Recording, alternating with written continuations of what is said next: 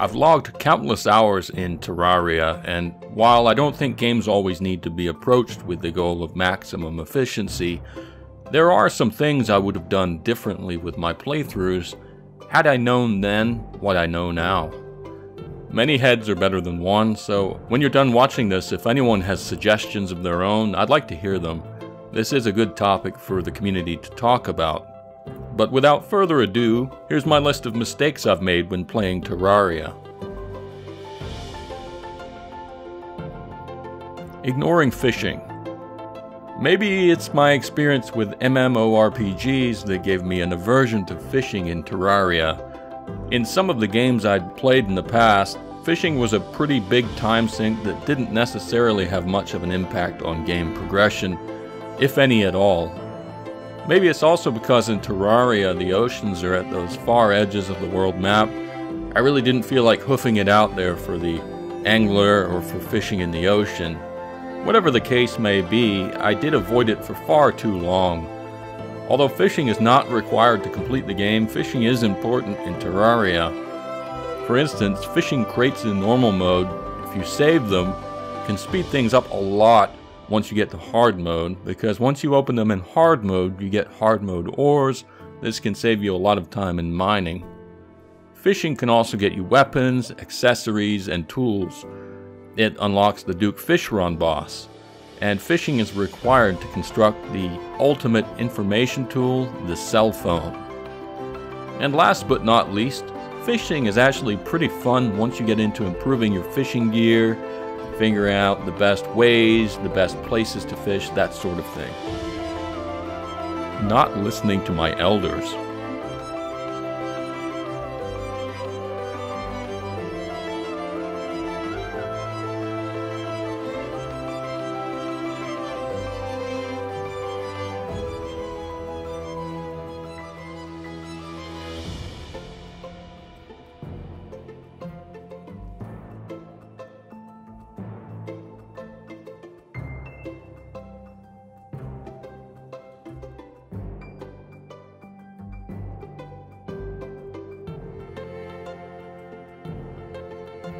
Not creating a crimson world. My initial world, and the one I've put easily the most time into, spawned with the corruption biome.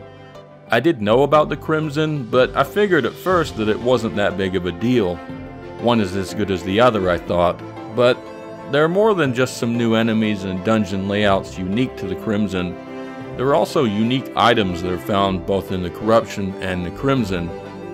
I'm certain that I'm not the only obsessive-compulsive item collector out there, and so if you're like me, you're going to want to generate a crimson world so that you can get those unique items. Crimson is the only way to obtain crimtane, which is used in crafting some unique items, including the health-regenerating crimson armor.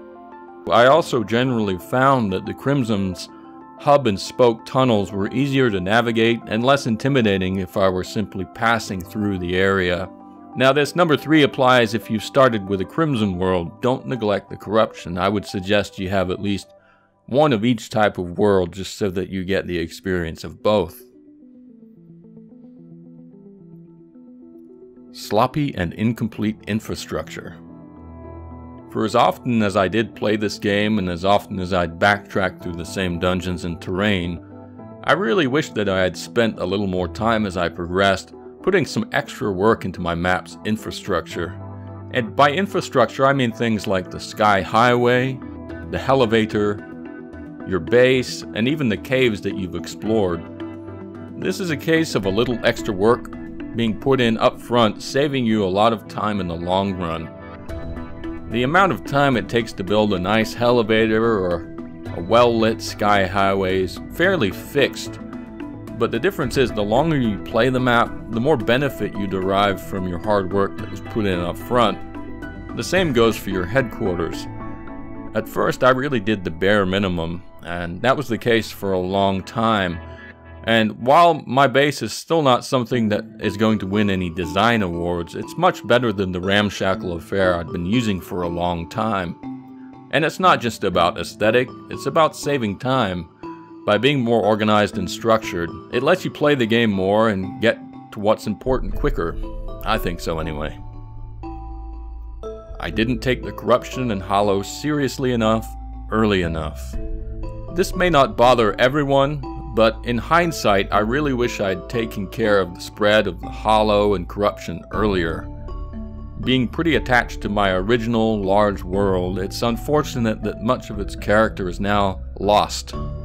I do have the Clantaminator, but in a large map, as good as it is, that's really just a drop in the bucket, and it's pretty tedious to use. If I could turn back the clock, I would have bitten the bullet and would have created some 4-block wide barriers to the spread of the hollow and the corruption. I really like the game's different biomes, and I think it's really a shame when they get engulfed with the hollow or the corruption. Things start to get quite monotonous when everything is just one of 2 biome types. While I can understand why Relogic added this feature, it's part of the game's systems, and to some extent it's part of the game's lore, it's really just not my thing. So there you have it. Those are my 5 biggest mistakes in Terraria. I'll even throw in an honorable mention. Please tell me I am not the only one who accidentally killed a demon carrying a guide doll over the lava. This one did feel a little redundant with my number 4, so it didn't get a number of its own, but I did want to include it because it was quite painful.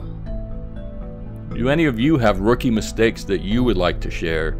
If so, please write about them in the comments section. It might help newer players avoid some of the pitfalls that we experienced when we were new. As always, please subscribe to the channel if you have a moment, and also, I appreciate you watching. See you next time.